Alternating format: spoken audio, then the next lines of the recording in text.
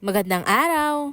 Maaga nga nagising ang buong barangay ngayon kasi nga pupunta kaming lahat sa barangay. Namimigay nga sila ng 25 kilos na bigas kaya naman dali-dali nga kami nagpunta ng barangay para naman makakuha. Yun nga ang nagustuhan ko dito dahil napakaraming benefits. Kahit nga hindi nga election ay talaga namang namimigay sila. Kaya naman maraming salamat nga po pala sa mga nagpaayuda at sana po marami pa po kayong matulungan. O diba, mapapasana all ka na nga lang talaga kasi nga napakagalanti nga nila magpabigay ng ayuda. Hindi to sponsor Nung natapos nga kami sa barangay ay dumiretso nga kami dito sa bahay para nga naman maibaba namin yung mga nakuha namin. Pagkatapos nga namin niyaya ko nga lang ito si Ate Iday dahil pupunta nga kami ng bukid. Doon nga kasi ako nagpapadumi ng aso ko at syempre para makapag-exercise na din. Buti na nga lang ay wala nga siyang topak kaya naman go nga rin siya. Pagkarating nga namin sa bukid ay agad ko na nga pinadumi yung aso ko at syempre pinatakbo ko na nga rin para makapag-exercise. Pagkatapos nga namin dyan ay dumiretso na nga rin pala kami sa bahay ng magulang ko. Doon nga't naabutan namin yung nanay ko na kumakain. Tapos sabi niya nga kung gusto nga daw namin sumama doon sa taniman niya dahil napakarami nga daw bulaklak ng kanyang kalabasa at napakarami din daw sa luyot. Sabi niya nga kumuha na nga rin kami doon ng panggulay namin kasi sayang naman kung hindi naman siya papakinabangan dahil malulusaw lang. Isa pat ayaw na nga rin nila mag-ulam dahil nananawa na nga rin sila dahil araw-araw ng bulaklak. Aba, sino ba naman ang tatanggi? Bukod sa meron ka ng libreng bigas ay meron ka nga ding libreng ulam. O diba, napakaswerte nga ng araw namin ngayon dahil nga puro nga libre. Pagka-uwi nga namin dyan ay agad-agad na nga rin namin hinimay yung mga gulay. Nagpatulong na nga rin ako kay Ate Iday para nga sabi ko sa kanya mabilis na nga at tanghali na nga at dito na nga rin siya kakain. Kasi nga isa nga lang din niya doon sa bahay nila dahil nga yung asawa niya nagtatrabaho tapos nga yung mga anak niya ay nag-aaral.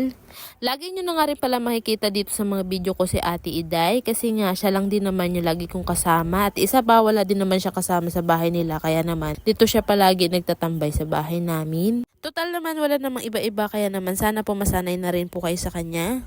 O siya, pagkatapos kong hugasan dyan yung mga gulay, ay nagpainit na nga rin pala ako dito ng tubig. Tapos nga nilagyan ko na nga rin ng bagoong. Hindi pa nga kumukulo pero inilagay ko na nga dyan yung bunga nga ng kamuting baging para naman malambot na nga mamaya. Mga ilang minuto pa ay sinunod ko na nga dyan yung talbos nga ng saluyot. Tapos isinabay ko na nga lang pala dyan yung mga sari-saring gulay nga na nakuha ko nga dito sa paligid ko. O alam ko, nagtataka nga kayo dyan kung bakit inuna ko nga dyan yung talbos nga ng saluyot. Eh kasi naman niluluto ko nga yan ng maigi kasi nga mahirap tunawin. Mga ilang minuto nga lang isunod ko na nga rin pala dyan yung bulaklak ng kalabasa. May nakuha nga pala ako dyan mga ilang piraso ng takway kaya naman ihinalo ko na nga lang din dito. Tapos nga kahapon ay meron nga din ako nakuha mga ilang piraso ng sitaw. Alam mo ba sa lugar na ito napakayaman nga nila sa puting alokbati. Paano ba naman kasi kung saan-saan nga lang ito tumutubo? Kasi alam mo ba nung nakatira nga ako sa city, pagkakatanda ko nga ay napakamahal nga na alokbati. Wala lang, share ko lang. Dito na nga lang din kami nagluto sa labas. Paano ba naman kasi napakarami na naman ng langaw. Siguro nga ay meron na naman nag-harvest na poultry.